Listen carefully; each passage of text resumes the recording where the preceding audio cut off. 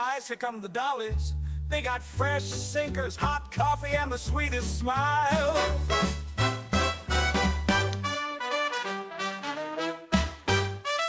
Okay, good morning, everybody. Welcome back to the Club Mobile. We're so happy that you're able to join us. Good morning, everyone. Hi, welcome back. We're so excited because joining us today is Chloe Melas, the granddaughter of Frank Murphy, navigator of the 100th Bomb Group. If you've been following us on Instagram, you will see that we have had Frank Murphy's book as one of our book club picks for the quarter. So this is really exciting to have Chloe with us.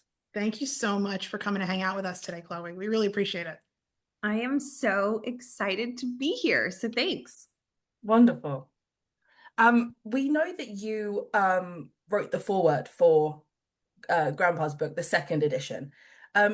Did you get to read the first edition, and was that the first time you had ever heard of his experiences? So, yes, my grandfather worked on Luck of the Draw. I think he started when I was in middle school, and he was retired from Lockheed Martin, and he had run their Middle Eastern division in Saudi Arabia. And actually, that's where my parents met. Which is like this crazy backstory that I don't even remember because I was a baby. And so we all moved back to Atlanta when I was like 2 years old. And my grandfather, probably when I was about 11 or 12, started writing the book. And I knew what he was doing, but he always just said, like, this was just for the family. It finally published my senior year of high school. And he came and he spoke to my senior class. And, I was so proud, but I hadn't read it at that point. I did read it sometime after college. So I waited several years because I always just figured, I knew all these stories, but really Yeah. I didn't. And so the second edition, it's really the same. It's the exact same book. We've cleaned it up a little bit.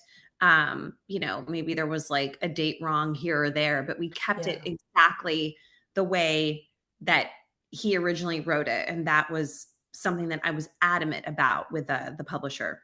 Have to keep it exactly the same. I genuinely enjoyed reading it. We almost missed it. my stop on the bus going and coming to work quite a few times because I was so into it, because it reads like he's sitting across from you telling you a story. It's not like you're flipping pages he's a in a friend. book. Yeah. It felt very warm and friendly, and it just reads like somebody you've known your whole life telling you a story. I absolutely loved it. That makes me like really emotional to hear that. So thank you for saying that. I mean, he was warm, and my kids never got to meet him. Leo and Luke, they're 5 and 7, but we talk about Grandpa Frank so much and different stories from World War II in his life that they actually refer to him as if they had met him before, which I think is like the best part. And so I'm excited for them, to read it too. And I think the biggest thing is that, look, I mean, we all should be proud of our ancestors and our family members, right? And so obviously there's some bias there because I think he was the best grandpa in the whole world. Never raised his voice, was just perfection, always gave the best advice. And I always turned to him my whole childhood and then in college. So when I read the book again in my 20s for a second time in like my mid to late 20s, I really was like, this is good. And I want to get this out there in a bigger way, and then that started this crazy journey that took me years. Did you get to I know that in the foreword you mentioned that you got to visit Thorpe Abbott's and that you called Grandpa, which, by the way, that part I was crying from the very beginning. When you say "I'm here, Grandpa," and you hear him crying over the phone, that completely got me. Did you get to visit the set while they were making the show? I did.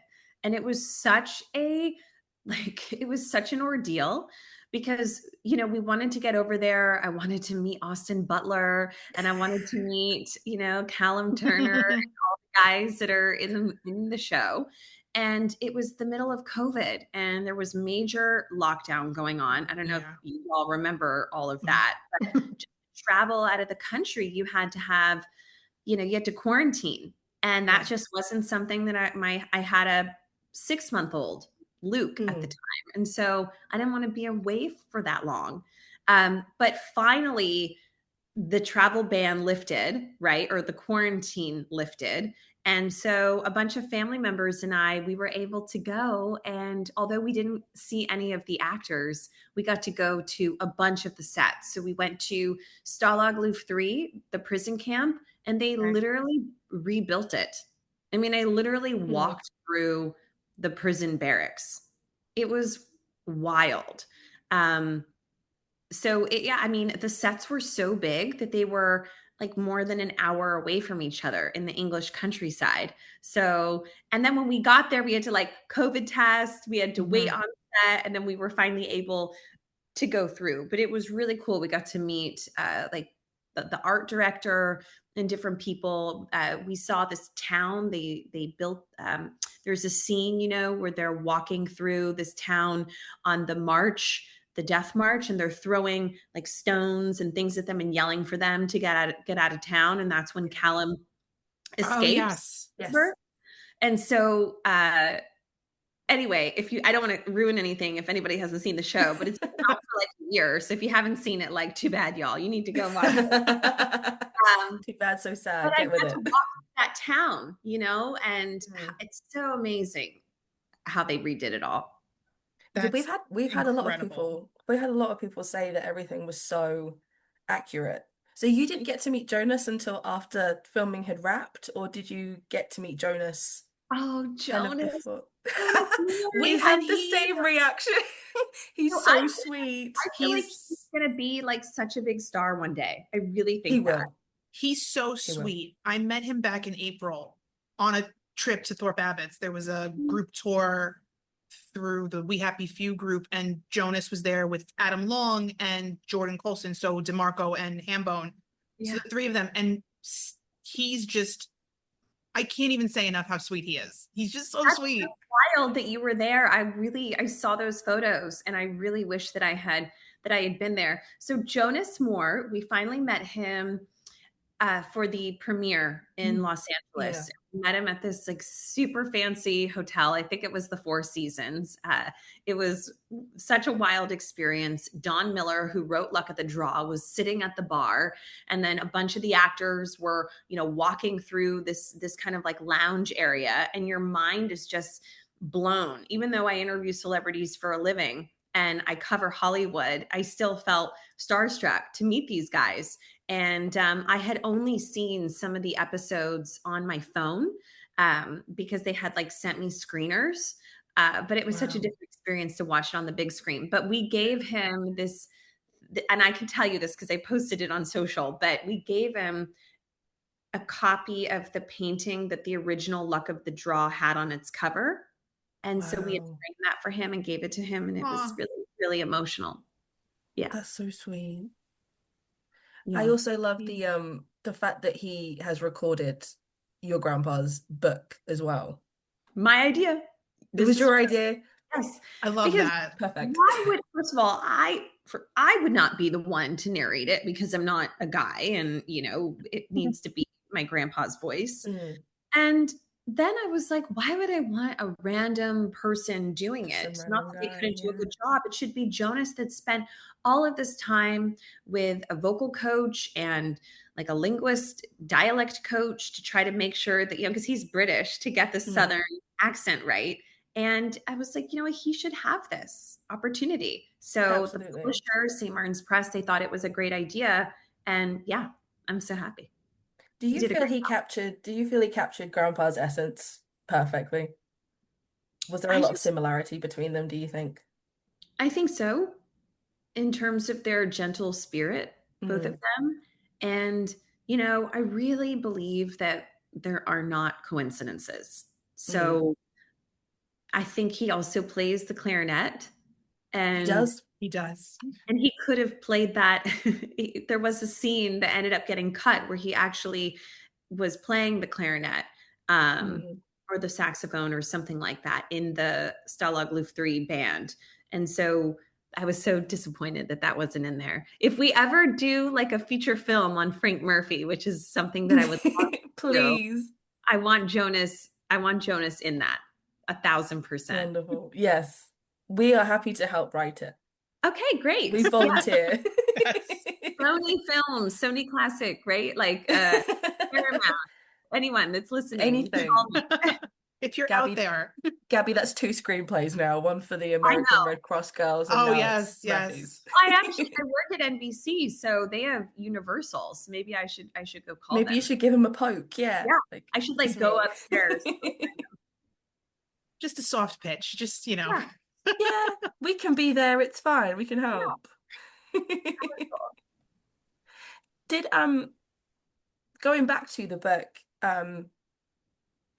was the book given as reference to the show? Because I know when Gabby and I read it, we found ourselves sometimes, what's the word? We found ourselves like a tiny bit disappointed that your grandpa's words and experiences weren't used in the show. We understood why, but Gabby and I have kind of debated like how great an episode it would have been for his description of him being shot down to have been in the show. It would have been an excellent, train of scenes and things like that. The entirety, I think, of Bremen is just something that I feel like would have been so interesting to see on the screen like that. So I have many thoughts. And I guess here, I've never spoken about this before, so I will give you guys my first words on this. Look, I'm forever grateful to Apple and to John Orloff and Tom Hanks and Steven Spielberg and Kirk and all of the people, and Don Miller, who first of all, Don, for including my grandfather's experience in his book, right? And I'm so grateful that my grandfather is even memorialized in any way in Masters of the Air. But Grandpa had a much bigger role in the show. His character was a lot more fleshed out. If you go and you look at the credits, you'll see that his name is one of the first. And that's because he had a much bigger role. And his story of him being in the band, in the prisoner of war camp, and all of that. I think John Orloff, who wrote Masters of the Air, he would tell you that it wasn't until filming started that Cary Fukunaga changed a lot of things. And Cary was the director, and he rewrote a lot of stuff. And that's Hollywood. That's just kind of the way the cookie crumbles. And Right. I knew about all of this happening in real time, and there was nothing I could do about it. And so he made some other roles bigger. And, I can't speak for other people, right? And their feelings on that. But obviously we were disappointed, but we were so happy that he wasn't cut out completely. In terms of his book, so it wasn't optioned for the show. Don Miller's book, Masters of the Air, was like the main book that was optioned years before they even started filming. Yeah. Option, for anybody that doesn't know, is when Hollywood comes along and a production company buys the rights to the book, and then they want to adapt it into a screenplay to make a show or a movie, right? I know you guys know that. Yeah. And so another book that was optioned, I don't have it. It's a Harry Crosby's A Wing and a Prayer. Yeah. Right. And so that, I don't have it. I have my grandfather's original right here, actually.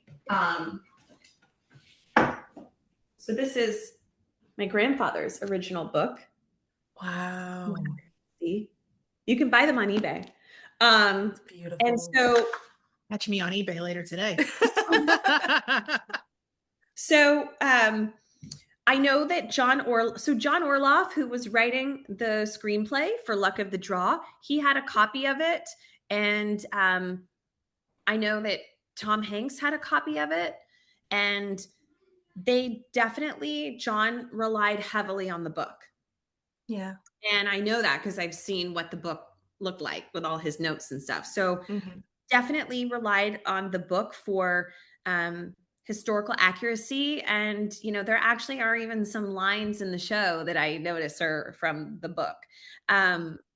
but it was an option, and it wasn't really anything that our family felt strongly about pursuing. Yeah. And that's kind of it. I think without the show, I never would have republished my grandfather's book. I never would have thought to do that. Yeah. And because of the show, it gave such a platform to the book. And because I was actually promoting the book before the show came out, the book ended up becoming a New York Times bestseller. Mhm. And it's been this incredible journey. So it's been such a wonderful experience. So I think that there is a world in which there's another medium to tell Frank's story in the future and focus on him specifically. I mean, who doesn't love World War II stories, Exactly. right? And heroes' journeys. So Yeah. I could even see my grandfather's story being made into a feature film one day. And We would because love the that. book wasn't optioned, it gives us that opening to do that. So that's Absolutely. actually, I think it's all, like I said, not coincidences. I think it all just works Yeah. out. Had his story really been told, then there wouldn't be, I don't think, another way to do Yeah. that. Absolutely bring back the original crew as well. We want Jonas, we want Matt Gavin, we want everyone back together. There is one scene in particular that always has stuck out to me in the show, and it does involve your grandpa Frank. Obviously, Jonas is portraying him. And it's when the Tuskegee Airmen walk into the bunker, and I believe, Gabby, didn't Jonas talk about this during his He Q&A did. at He Thorpe did. Abbott's? They showed the episode at Thorpe Abbott's and then they did a Q&A. And somebody had asked Jonas if, based on his research of Frank, that he really did feel some type of way about the Tuskegees coming into their space and coming into Stalag Luft 3. And was he, as portrayed in the show, was Frank really that put off and, turned away by them being there? And Jonas put it so eloquently that he said that, Frank Murphy really just understood that they were all just men fighting the same war, and that the Tuskegees were fighting a different war on top of the war everybody else was fighting because of their the color of their skin and the times, that he felt no specific way about them being there. And he more or less felt as sorry for them being there as he felt for all of the men from the 100th that were there. And I think I would have liked to have more or less seen that portrayed properly versus, the Hollywood type of portrayal of it where everybody was put off. But he put it so eloquently that I was just, he speaks so well. Give me half an hour to talk about Jonas and how wonderful he is. I know, really. I know, right? Like Jonas Moore fan club. I mean, first of all, I don't even think though that from my research and the people I've spoken to, the Tuskegee Airmen didn't share barracks with my grandfather. I mean, that is Hollywood, right? Then finding a way to include them. My grandfather didn't have a mean-spirited bone in his body, right? Like I told you guys, he never. And you can tell that. You can sense that from how he's written. So, I know he wouldn't have minded, but we never spoke about the Tuskegee Airmen. My grandfather's stories growing up really focused on him being shot down, parachuting out of the airplane, becoming a prisoner of war, what the day in, day out was like for him, how cold it was, how hungry he was, the telegrams. I mean, I even have, I have more goodies behind me. Oh, okay.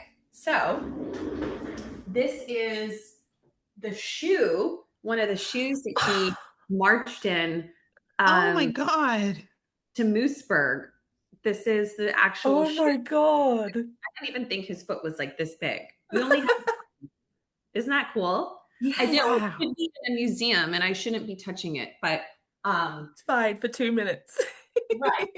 And then a lot of our stuff is in the World War II Museum in Savannah, Georgia.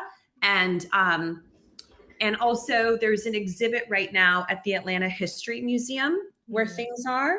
But I can show you guys a couple fun things right now if you want to see. Did you keep your grandpa's fez? Because I know that he brought a fez It's back actually from. at Thorpe Abbott. That, It yeah, is, yeah. I have a picture of that in its case at Thorpe Abbott's. Purple heart. Oh, Not the wow. Goodness.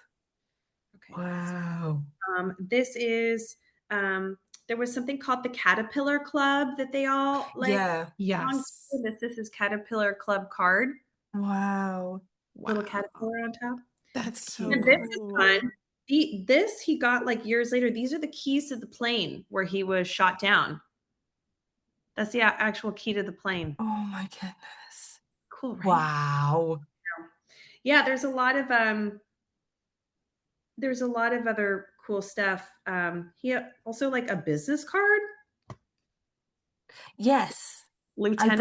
I believe Crosby describes those in Yes. his book That's kind of funny, right? as well. And then a lot of other things like his POW, prisoner of war ID card, and other things, telegrams that he wrote home to his mom, asking her to send chocolate and socks and spices. And apologizing for being greedy, which is so sad and sweet at the same time. A lot He of wasn't being greedy. He was just. they're at the Atlanta History Museum right now. A lot of those things are down south, but I mean, it's just sort of wild. I mean, I don't know if I should turn I have in my office. All kinds of things. Yeah, I have like Oh, the picture wow. of where my grandfather is wearing the fez up there. If you can see, you know. I think we've seen that one before. I think I have it Yes. even saved on my phone somewhere. I know. Yeah. And they published the book also in England, so it has its Yeah. own cover, which I love how there's all these different covers now. So it's been such a journey. Absolutely. I found it at a Barnes and Noble. I think I was looking for Cros's book. And then instead I came across your grandpa's. And of course I knew who he was because I'd seen the show by that point 8 or 9 times. And I thought I'm gonna give Frank a go. And I read it and I was just he feels like he's now this is gonna sound so strange. I'm so sorry. My grandpa and I, when I was a baby. Oh, wow. I feel like from reading his book that like he's just a friend and I Yeah. have such care for him. I found that when I closed the book, and of course, always it gets me because I, go back and forth to work. I'm in Brooklyn and I go back and forth into the city for work. So I'm on the bus. I read on the bus to stop myself from doom scrolling most of the time. And I find that when I closed the cover of the book, it was very much, thank you, Frank. When He I was put done his whole heart into that. for just telling this story. He really, you get the whole picture of his character. And I think, and you get it from the start, but the moment where I really said, oh my God, what a stand-up guy, what a guy who won't turn his back on his friends, won't let them down, was when they were applying to transfer barracks in the Stalag. And if he was going to follow with Crank and the other guys from his fort, he had to abandon the band. And he didn't want to turn his back on them. So he basically spent the rest of his time as a POW without the guys from the 100th because he couldn't turn his back on the band. And I just thought that was just such a show of what a stand-up guy he was. Never met this man in my life, but wow, what a guy. There may or may not have been a whole scene dedicated to that. Oh. With a solo by Jonas. But yeah, that would have been great. Tom Hanks, I'm coming for your deleted scenes. We've been waiting 25 years for Band of Brothers. We can sit and wait another 25. It's not a Tom Hanks thing. I've actually gotten to meet him multiple times. He's such a great human being, Tom. Oh, I have no doubt. Yeah. And I'm so grateful that he gave that wild quote. I remember I was having not a very great day. And I was working at CNN at the time. And I think I went out to get like the mail or something. And I cause we still get the mail, y'all, even though most sounds like so old school. Right. But I was walking back up the steps. I have these a lot of big steps to my house is sort of set on a hill. And I was walking back up the steps and I got this email from this like random email address. And I read it and I could not believe that it was from Tom Hanks. And he said he read the book and thank you so much. And, so grateful that, so happy to hear that the book is being published. And he gave me the quote that we used and he signed it Hanks, Hanx. I died. I couldn't believe it. It was like the best thing ever. That's amazing. Here's a picture of my Incredible. grandpa and my grandma. Oh, Oh, She's so nice. Oh 95. my that's so gosh, what a beautiful couple. beautiful. Yeah, she's still alive, 95. God Wow. bless. Yeah, Amazing. she's incredible. She was about 10 years younger than my grandfather. Oh, I didn't know that. I've I think made I must have missed it. I've made so many good friends along the way, and one of Mhm. them is Dan Rosenthal. He is the son of Rosie Mm. Rosenthal. So that's been such a fun experience. I don't know if you guys know this, but Dan's father, there's a statue now, this big, beautiful bronze Yes, we've statue. been following along. Yeah. Yes. One of yes. our friends went to the unveiling this Oh, past yes, I was just going to say weekend. that. Two of our friends that are Normandy. overseas were over in Normandy and they went and it was just, It's just so crazy that like I'm friends with Dan Rosenthal or I Mhm. know Harry Crosby and I know all of these different people. And here we are generations later. Yeah. That's why I serve on the board of the 100th Bomb Group Foundation. Yeah. And I wasn't able to go to the reunion a few weeks Yes. ago in New Orleans, and Jonas was there.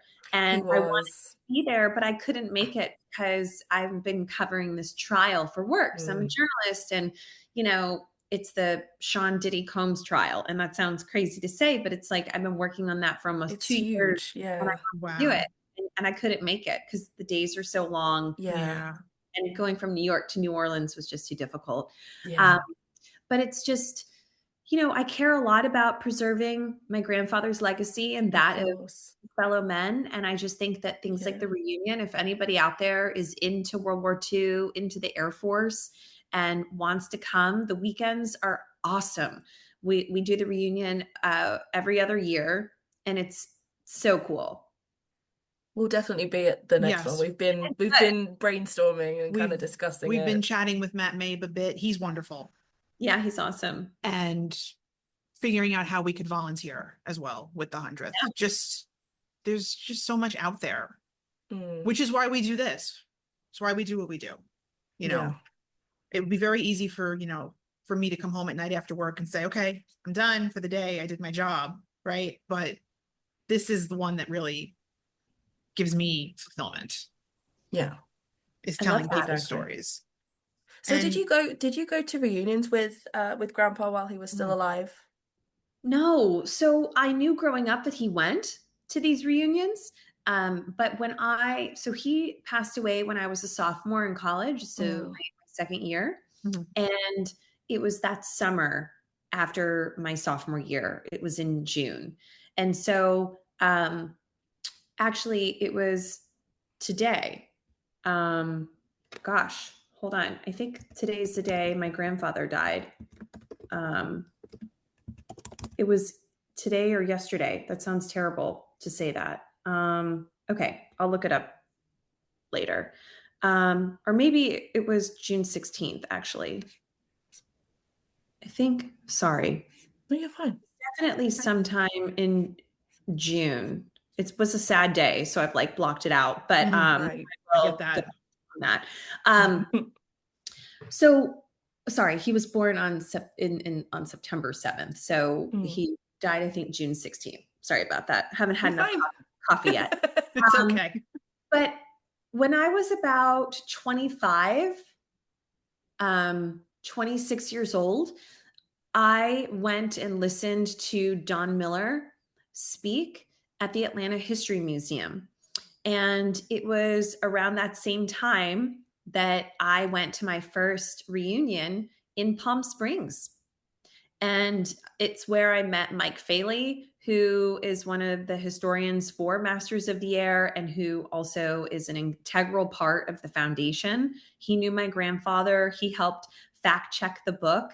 And I met Matt Mabe and all of these incredible people who run the foundation. And I met Dan Rosenthal and I got hooked. right? I met John Lucky Luckadoo, who's like 102 years old. He's one Isn't of he so sweet? Oh, I he's just so finished his sweet. book as well recently. so And John. again, that was another He's another become a great good one. friend. He's one of the maybe the oldest surviving uh, Yes. pilot from World War II, I think, but Mhm. from the 8th. And so I went to the reunion. I fell in love, and I started going whenever they had something, whether they were the mini reunions or the full blown reunions. Then I started speaking at things. And around that same time, I became a board member of the Mighty 8th Air Force Museum in Savannah, Georgia. So I would MC their galas, and I would, go to meetings and all sorts of different things. And I just really got into it. And then when we published Luck of the Draw, the foundation asked me if I would join the board. So I believe I'm their youngest member. And so I am 38. And so I now attend these meetings, and I try to help come up with ideas for the foundation. But no, I mean, growing up, it just wasn't something that my grandfather invited us to go to. Right. Wish they had been like a family affair sort of thing, but he Mm. didn't talk about World War II really. I mean, he talked about it a little bit over dinner, and that's how I would get these stories, and some of my cousins did as well. But he didn't even talk about it with his own children. Mm. It really wasn't Yeah. until the book came out, but then by the time the book came out, it was just a few years later, and he passed away, and he had Right.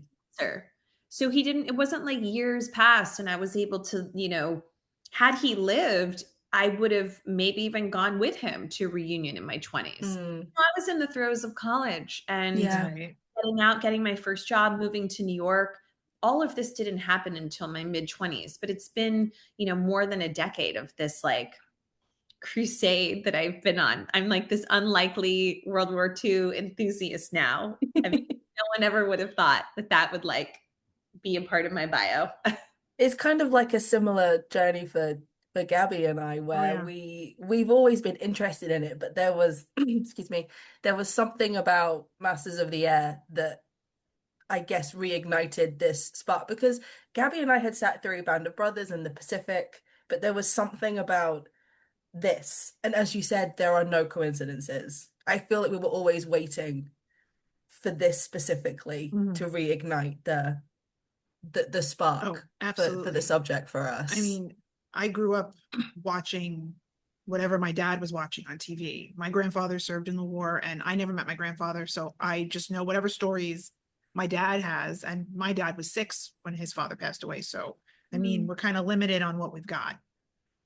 But we were always watching something, much to my mother's dismay. We were always watching, he was always watching something. And it was Band of Brothers, the Pacific, but Masters really, I mean, that's how Winnie and I met, just online in a group of people that were discussing Masters of the Air. And we just kind of peeled off to the side and said, let's do something. We just felt compelled to do something. And now I'm like, we're on this journey, and I'm like, no breaks, don't want to stop. Never. Keep going. Like you guys that who knows what this will all turn into. You guys should take your show on the road in like theaters, right? And get We'd your love to. and We would have love to, yeah. cast. And I think it's really important because just like Band of Brothers in the Pacific, these shows endure and they become more popular over time. And I think that in 10 years or 20 years from now, we're still going to be talking about Jonas Moore and Callum Turner and all the guys that were in the show, both big roles, small roles. And who knows which ones of those will continue on outside of Austin Butler to become huge, huge, huge, right? And what careers will be made. So I think it's just important for you guys to especially keep ties with all of them if you really are passionate about this, which clearly you guys are. And I mean, for me, like you said, each day that passes, the memories become a little fuzzier. And Yeah. so to be able to have, I'll get the hardcover out because they did print some hardcovers. And so to like have this, to be able to just give it to Leo and Luke one day, Yeah. be like, and then you can also go to this museum and you can also go to this foundation, the 100th Bomb Group reunion, and you Yeah. can also watch the show, right? Mhm. So it actually makes it a lot less stressful for me. Yeah. I'm So trying to find I remember all of it. Like been done. And that's also, my grandfather worked, like we said, Frank worked on the book for a decade. And he traveled all around the country. And this is when you're using fax machines and there's no iPhones and, not even a BlackBerry, I don't think. And so all the work that he was doing on this, it should be celebrated. And that's why I'm just so happy that his legacy is out there. And, for the foreseeable future, anybody that ever wants to buy the book can now just go on Amazon and buy it, And we recommend that you do that and also join the book club because we're all reading it together. Yeah, I love it. And there's great photos in there. And that was like a whole thing, trying to find the photos for the book. But, look, if anybody is really interested, they can always DM me on social media. I respond to everything. And I'm not always talking about, celebrity news. I love talking about this stuff. Did you get an opportunity to meet any of Grandpa's surviving crew at the first reunion you went to? I don't think any of them were still alive actually by that point. No, I never have. Oh. I never have.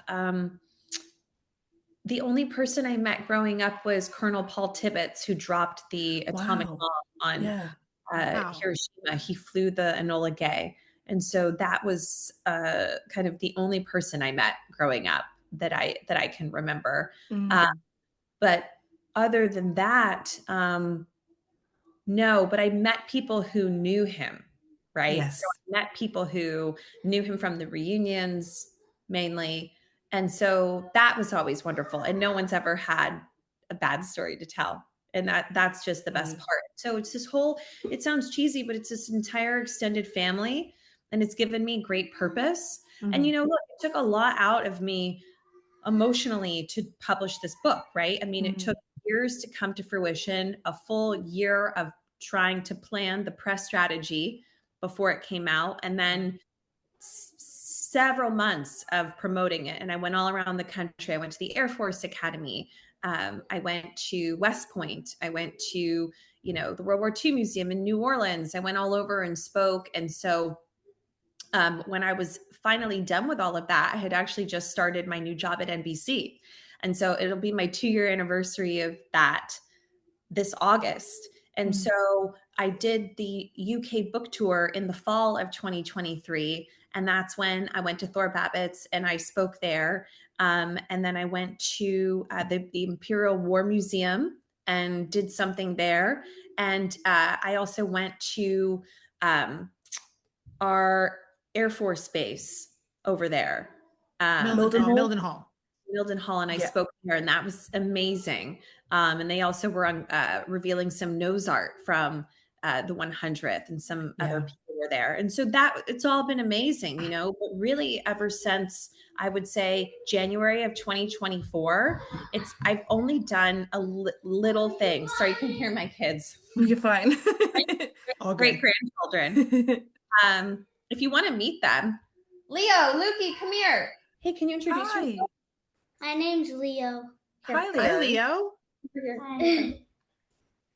Hi. Hi. How about tell them what you know about Frank Murphy. Can you come closer? I don't know. What do you know about Grandpa Murphy?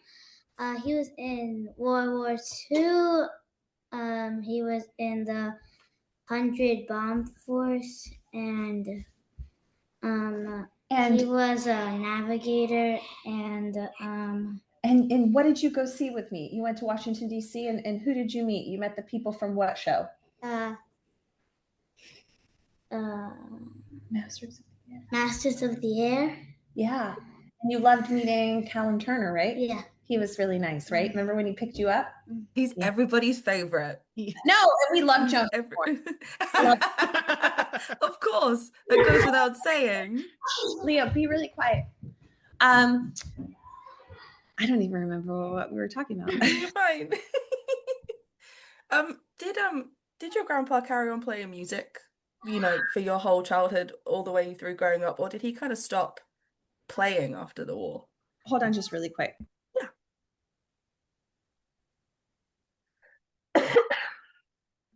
Sorry, we're about to go to the movies. So Sorry, can you repeat your question? Yeah, sure. Did Grandpa carry on playing music after the war, or was it something that he just kind of put down and never picked up Oh, after he being in played. the He he played kept up playing? until he got sick, and he was in different bands. He played in swing bands, he played in a jazz band, he played the clarinet and the saxophone, and my brother plays the violin, and he loved that. I Wow. played the piano, and I have one right here. I still play every now and then, but I love having long nails, so I don't Yes. really play a lot. So no, it was some music brought him great joy throughout his Wonderful. entire life. I And love he always that. said, like, if he wasn't a lawyer, he would have been like a writer or a musician. So it's funny, like I'm a writer, sort of, right? But I'm a journalist, and then my brother is a musician. Yeah. So I really think like a lot of that is like carried on, you know? It's Yeah, in your genes. absolutely. That's so great. Gabby, do you have anything else you want to ask? No, No. this has been, I mean, we always say it's a casual conversation. It's not very, and this has just been so great. This has been wonderful. We're Well, gonna let you go because I know the kids want to go to the movie. But listen, like, I can't thank you enough for having me. It brings me just so much gratitude, and I'm so appreciative that you guys even want to hear from me and hear about my grandfather's story. Every time I do something like this, it's sort of like, wow, like you really want to listen to me talk about this? And it just goes to show it's in Frank stories like these and stories like Frank's are really important. We're Yeah, living at a absolutely. time where our freedoms are under attack, and we need to embrace our military, and we need to, you know, without them, without our amazing men and women who serve our country, we would not have the freedoms that we have today, and we have to protect those freedoms every single Absolutely. day. And it's stories like Frank's and his fellow men and the 100th and Masters of the Air that I hope give people hope and make you really proud to be an American. And that's really what I care about, and Absolutely. care about spreading that message. So thank you for giving me a platform to do that. And I think course. we're gonna have to get together sometime and Yes, have a please. coffee. That So- would Yes, be, please. that would be great. Would I love mean, that. Winnie, you're gonna have to come out here because we're not too far from each other. I'm gonna have to get on a plane and come visit both of you. We're gonna have to First, get yeah, you. Gabby's not Last time far. I was in Seattle, it was to see Taylor Swift. So you're gonna have to come I'm to gonna New have York. to come. Yeah, Come this year. Yeah. already on the list. Yes. Well, I look forward to meeting you guys in person, and thank you for having me on to talk about Luck of the Draw. Of course. Thank you so much for joining us. Bye, everyone. Bye.